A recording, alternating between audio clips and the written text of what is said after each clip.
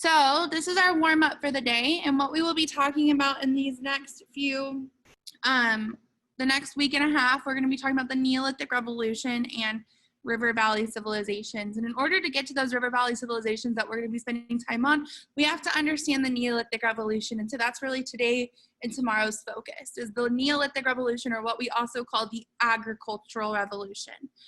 So I want you to think about what that might mean, and then look at these two pictures. So looking at my screen, make sure my screen is showing to you.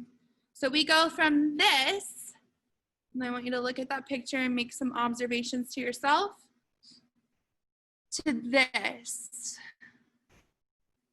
Okay, so there's this change. We go from this to this, and the question that y'all are gonna be talking about, and you can take a picture of the screen, because it's going to go away when I put you in your breakout rooms, but you're going to need to be able to talk about it. Based on the images, how did life change for people during and after the Neolithic Revolution? So based on these images, how did life change for people during and after, right here, the Neolithic Revolution? What changes took place? So take a picture of that with your phone, or screenshot it on your thing, or just take a mental image of it, so that you know what it looks like.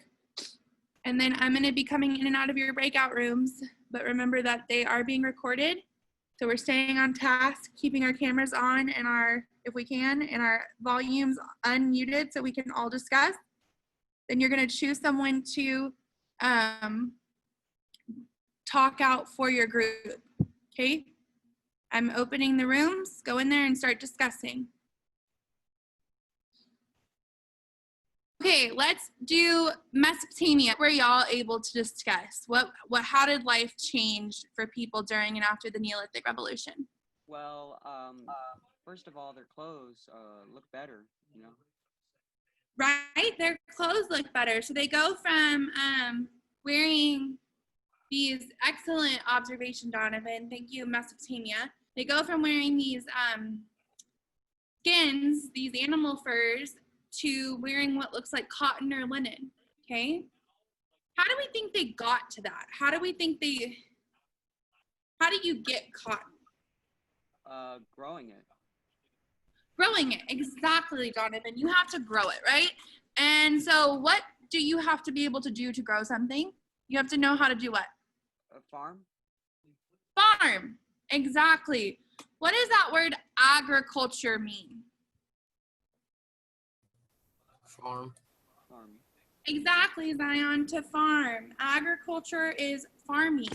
So, for instance, I went to Texas A&M. The A used to stand for agriculture, and it was the farming college. It's where you learned how to farm. So agriculture, or ag, is farming. And so these people during this revolution learned to farm, and one of the things Donovan pointed out that we see is that they're able to grow their own cotton in order to wear cotton. Why might we want to wear cotton instead of animal fur? The cotton could keep you warm. It can make you better clothes, right? You can shape it better. It's easier to make into a piece of clothing. What else? If it's summertime and it's hot and you're working in the fields, do you want to be wearing a fur coat, or do you want to wear a cotton shirt? Cotton. I'm sure. Cotton, right? That's why we wear cotton in the summer, right? All of our t-shirts are typically cotton because they breathe better. And so people start to realize that they're going to stay cooler. And then they still wore animal furs during the winter. They use that as extra protection when it got cold.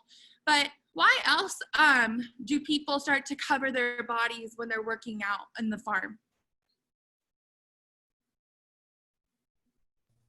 What is that sun gonna do to you?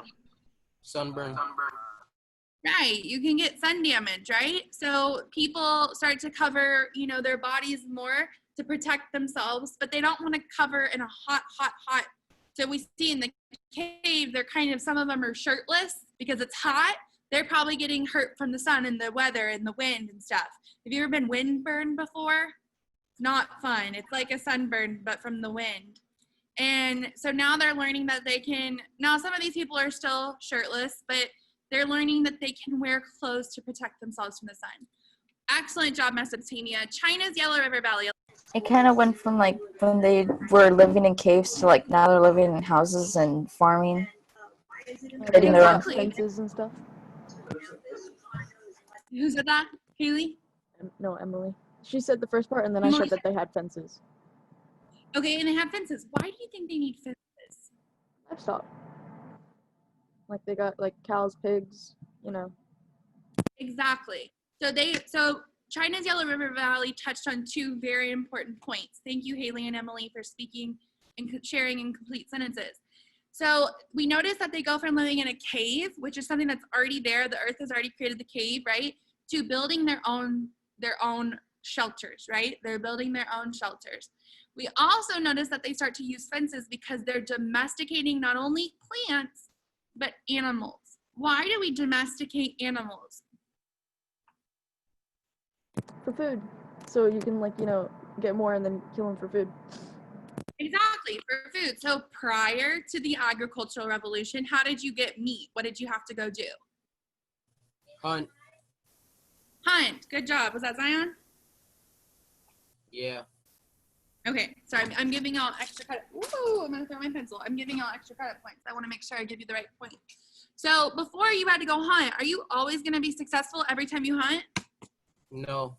No, right? And it's dangerous sometimes because you might be hunting a predator animal that could turn around and attack you. So humans find that it's easier to domesticate animals because then we can use them for their milk and their eggs. We can also raise them up and kill them, and that's easier food, right? You don't have to catch them. They're already in a pen. So very good point, Emily and Haley. Indus River Valley, did y'all discuss? That they have a bigger population. Yeah. They have a bigger, excellent point. Y'all are coming up with some excellent points. It's almost like y'all knew what we were going to talk about today. They have a bigger population. How do we go from a smaller population to a bigger population? What do we need in order to have population growth? Reproduction. Okay, you need reproduction. Okay, so when y'all learned about the demographic transition in geography, the reproduction stays the same at first, right? People are still having babies at the same rate, right? When you go from step one, from indigenous tribes to a civilization, right? You're still having the same amount of babies, but what's happening to those babies once you've civilized? Just think, what do you think happens when I have better shelter and better food and better access to food? They grow. Yeah, they get grow. healthy. More of them like are healthy than like the people in the caves. So Exactly. So Callie and Emily and Zion, thank you. They're going to be more and more healthy, right? They're going to be able to survive past infancy. So when you're living in a cave, you're not going to have as many babies survive. So you might have a lot of babies, but the number of babies that actually live to be adulthood and grow the population so that they can reproduce is not going to be very high because they might get sick more easily because they don't have good shelter. They might not be able to eat as much because they don't have steady food supply. When we go through our agricultural revolution, when we go through our agricultural revolution, we start to have better shelter. We start to have more people, right? We start to have a surplus. That's important, the word surplus. We start to have a surplus of food.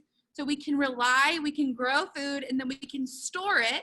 So during the winter months, we're not having to rely on what we hunt each day. We're going to have storage of food that we already collected in the harvest. And so therefore, our babies are going to be able to live longer. So now we're going to have this population growth because we have a steady supply for food. We're also just going to live longer because we have more food. Food helps us grow and helps us maintain ourselves. If we're starving, we're not going to survive, right? We're going to have a population that's constantly fluctuating. If we have steady access to food, we're going to be able to grow strong and therefore live longer. Excellent point, guys. Thank you, Indus River Valley. Finally, ancient Egypt, Nile River Valley. There's like people that have like different jobs to do. Very good point. Okay, did y'all steal my lesson plans?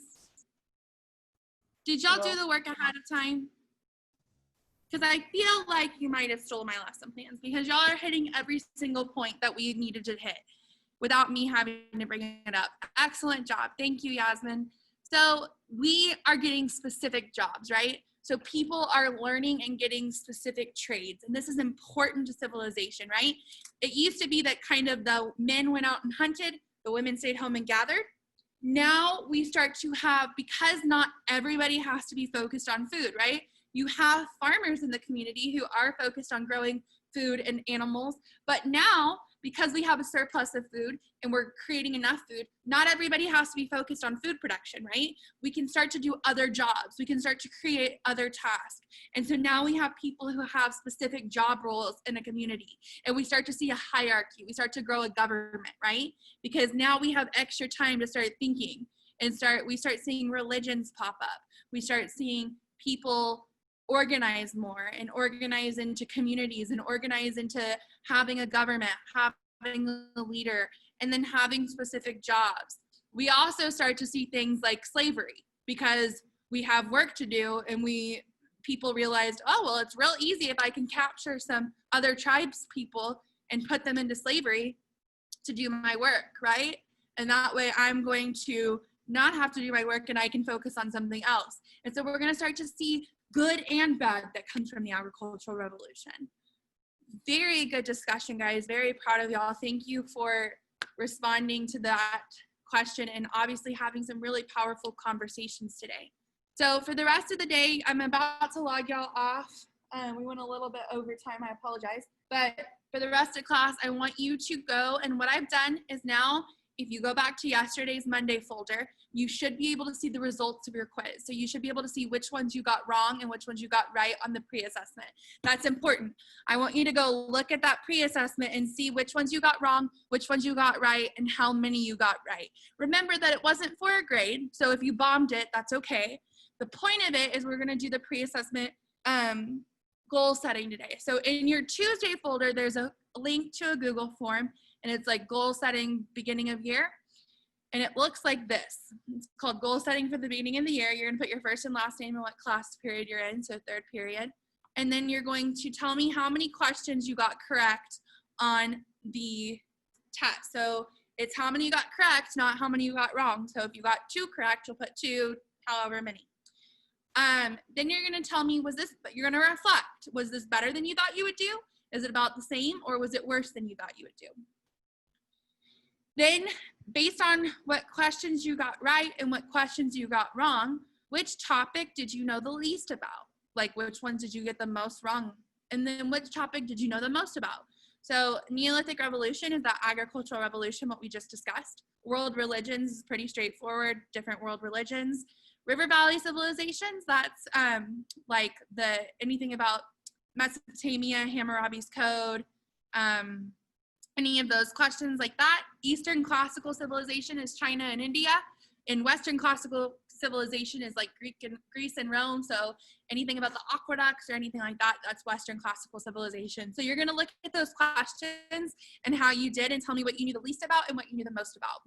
Then you're going to set your goal, and this is the most important part. So setting a goal to make a 100 might not be realistic for you, okay? If you know social studies is not your strong point, or you've never made a 100 on a test in your life, then let's not set an unrealistic goal, right? That's okay, right? So set something that's more realistic. Maybe you just want to pass next time we take a test. Now remembering that this time we took the test, you didn't have any, nobody taught you anything beforehand about it. Next time you're gonna take the common assessment, you will have learned, right? You've been in class and we've discussed it and you'll have learned. So you're gonna do better on it. How good do you wanna do on it? What do you think is realistic for you? Maybe it's a 70, an 80, a 90, whatever that might be. A 100 isn't necessarily reasonable, but if you already did really well on this, then maybe it is reasonable for you. You have to decide. This is your goal for you to set that you would like to meet. And then whenever we set a goal, if we don't have a plan how to reach that goal, it's just a dream, right? So we have to have a plan in order to know how we're going to reach that goal. How are you going to, steps are you going to take to ensure that you reach your goal? Are you going to study? Are you going to listen in class? Are you going to participate in class? What are you going to do in order to make sure that you hit your goal? And then this is not a trick question. Who can you go to if you need help with world history? Who might help you with world history? Okay, great job. Thank you. It's me. Hi. Finally, once you submit that Google form, it should not take you long at all. You'll go in and you're gonna do this crash course video. Who has seen Crash Course before? Give me a thumbs up if you watched a Crash Course video before. Nope? Oh my gosh, you're gonna love it.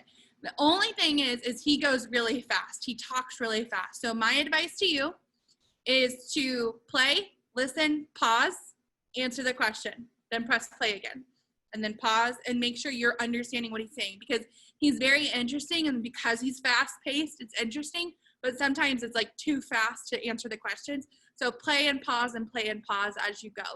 The questions are in a Google, what am I trying to say? Oh, someone just logged in. Hold on one second. I'm sorry, guys. The questions are in a Google slide.